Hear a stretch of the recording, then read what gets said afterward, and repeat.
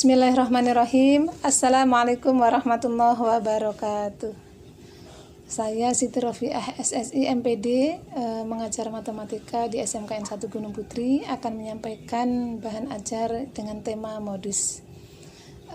Materi ini ada di kelas 3 atau kelas 12, yaitu semester ganjil tahun pelajaran 2022-2023. Tujuan pembelajaran dari materi ini adalah yang pertama, peserta didik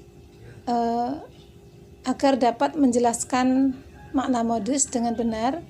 Kemudian yang kedua, peserta didik harus bisa menyelesaikan ataupun menghitung modus dengan benar. Dan yang ketiga, peserta didik harus bisa menyelesaikan atau menggunakan materi modus ini terhadap kontekstual dengan teliti. Nah, kemudian ke tema materi atau inti materi. Apa yang dikatakan dengan modus? Modus itu adalah data yang memiliki frekuensi terbesar atau nilai yang sering muncul, biasanya dikatakan seperti itu. Kita bahas modus data tunggal dan modus data kelompok. Yang pertama, modus data tunggal.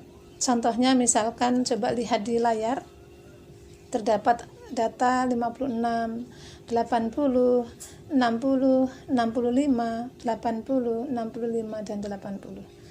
Kalau dilihat di sini nilai yang sering muncul adalah 80. Maka modusnya adalah 80. Contoh yang kedua, ada angka 70, 67, 67, 66, 66, 81, dan 82. Kalau dilihat di sini yang mempunyai frekuensi tertinggi adalah 67 dua kali, 66 dua kali. Maka disebut dengan modusnya 66 dan 67. Ya, dengan bimodus. Contoh yang ketiga adalah data 67, 78, 76, 80, dan 65. Ini frekuensinya sama semua. Maka data ini dikatakan tidak memiliki modus.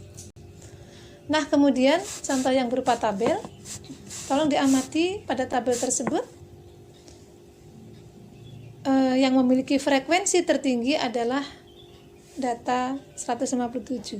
Sehingga yang memiliki frekuensi tertinggi adalah data 157. Sehingga modus data tersebut adalah 157. Nah, itu contoh dari data tabel tunggal ya. Nah, sekarang kita melihat bagaimana kalau modusnya pada data kelompok. Data kelompok itu berarti data yang memiliki interval.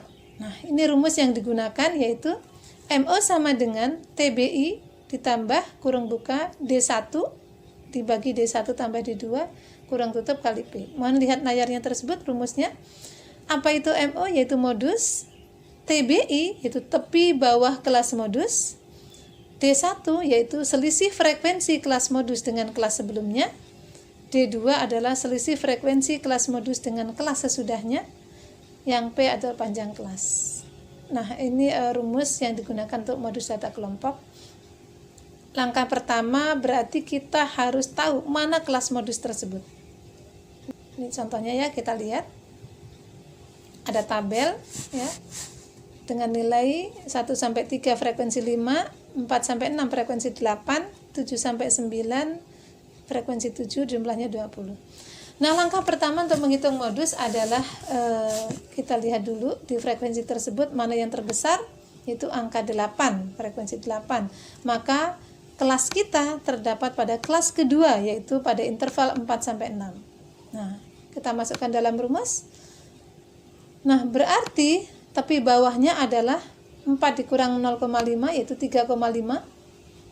Kemudian dimasukkan ditambah dengan D1. D1 apa? Yaitu selisih frekuensi kelas modus dengan kelas sebelumnya. Berarti ini 8 dikurang 5 yaitu 3. Dimasukkan angka 3. Kemudian D2 yaitu selisih frekuensi kelas modus dengan kelas sesudahnya yaitu 8 dikurang 7 yaitu 1. Maka dimasukkan pada rumus. 3,5 ditambah kurung buka 3 dibagi 3 tambah 1 kurung tutup P panjang kelasnya adalah 3, yaitu kita lihat angka 4 sampai 6 adalah 3. Maka kita hitung menjadi 3,5 tambah 3 kali 3 adalah 9 dibagi 3 plus 1 4, 9 per 4 sama dengan 3,5 tambah 2,25 hasilnya 5,75. Ya, jadi ini 5,75 merupakan modus data kelompok pada tabel frekuensi tersebut, yaitu 5,75 berada pada kelas kedua 4 sampai 6. Nah, itu yang Ibu bisa sampaikan ya, modus data tunggal, modus data kelompoknya. Kalau disimpulkan, modus data tunggal itu ada bisa modus saja, ada bimodus, dan ada data yang tidak punya modus. Kemudian modus data kelompok dengan rumus MO sama dengan TBI ditambah D1 dibagi D1 tambah D2 kali P panjang kelas. Nah, ini sebagai latihan ya, silahkan dicoba dari modus data tunggal ini ataupun modus data kelompok dengan dua soal ini. Kita simpulkan anak-anak hari ini yang barusan Ibu sampaikan ya, yaitu Ibu barusan menyampaikan bahan ajar terkait modus data tunggal dan modus data kelompok, dan mohon dipelajari, mudah-mudahan bermanfaat. Ini sebagai latihannya, silakan dilihat di tabel latihan tersebut. Nah, kemudian Ibu akhiri ya untuk bahan ajar ini, mudah-mudahan bermanfaat untuk kalian semua. Ibu mohon maaf atas kekurangannya. Assalamualaikum warahmatullahi wabarakatuh.